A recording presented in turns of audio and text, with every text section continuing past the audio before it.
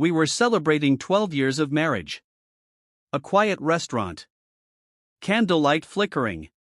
My wife sitting across from me, smiling like nothing in the world could go wrong. Our kids were there. My parents. Her sister. Laughter echoed around the table. Wine glasses clinked. Phones flashed photos to capture the moment. It should have been perfect. But it wasn't. And the truth? I felt it before I knew it. There wasn't anything obvious. No dramatic thunder, no waiter dropping a plate in slow motion. Just a moment. A whisper of instinct. She reached for my wine glass. Then paused. Just a second too long. I watched her fingers trail the rim before she pulled her hand back. She laughed at something her sister said, but it didn't reach her eyes. I know my wife. Or I thought I did. I excused myself to the restroom, telling myself I was overthinking it. I stared into the mirror for longer than I should have, trying to shake the feeling. And then the door creaked open.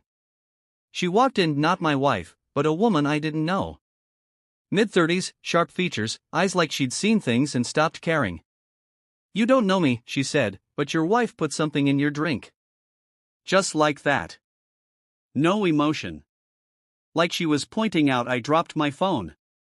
I didn't move. Didn't speak. Just stared. She joked about it, she said. Said you'd just sleep through the night. Thought it was funny. Then she turned and walked out. Back at the table, everything looked exactly the same. Everyone laughing. Smiling. Except me. I looked down at the 2 wine glasses. Hers was untouched. Mine had a faint smudge. I picked hers up. Swapped them without a word. And then I waited. 10 minutes later, she stopped laughing. Her hand clutched her stomach. She said she needed air. I offered to help her up, but she waved me off. So I watched. Watched her walk out of the restaurant like I wasn't even her husband. She didn't want to kill me. I realized that.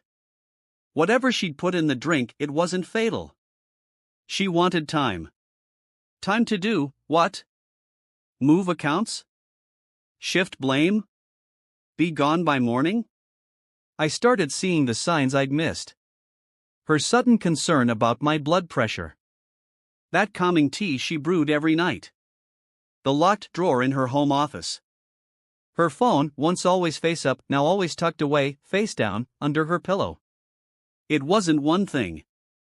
It never is. It's the slow erosion of trust. And suddenly, you're a stranger in your own life. I didn't confront her. Not yet. I watched. Learned. Got a burner phone. Installed software. Cloned her GPS. And I followed her. One rainy night, I saw him. Younger. Clean cut. The kind of guy who still believes in fresh starts. Her messages told the rest. He's getting suspicious, she texted him. Soon. After the anniversary. I mailed off a DNA test. My daughter. Our daughter. And I waited. The envelope came back sealed. Thick with answers. I didn't open it. Not at first. I wanted one more moment of pretending. It was a Tuesday. She was folding laundry. I placed the envelope on the table, said nothing. She saw it. Her hands froze. I haven't opened it, I said. Her eyes darted, desperate. She opened it too fast. Read it too slow. The words crushed her. Probability of paternity, 0%. She didn't deny it. Just broke shoulders first, then breath, then tears. That night, she slept on the couch. I let her. The next morning, I made her coffee. The way she likes it, black, 1 sugar. She looked at it like it might bite her. I didn't drink that wine, she whispered. I know, I said. and slid another envelope across the table. This one had documents, screenshots, statements, her affair, the hidden accounts. I sent this to your lawyer. And your mother. She didn't speak. Just nodded. Something inside her fractured. She moved out 2 days later. I didn't ask where. Didn't follow. Didn't care. Now, the house is quiet. Some would call it empty. I call it honest. I drink coffee at the table she once tried to poison. Sleep in the bed she once lied in. I kept the DNA test in a drawer I never open. Some truths don't need repeating. I see my daughter on weekends. And I love her. Not because she's mine by blood, but because she's mine in every way that matters. The last thing my wife ever said to me was, "You've changed." And she was right.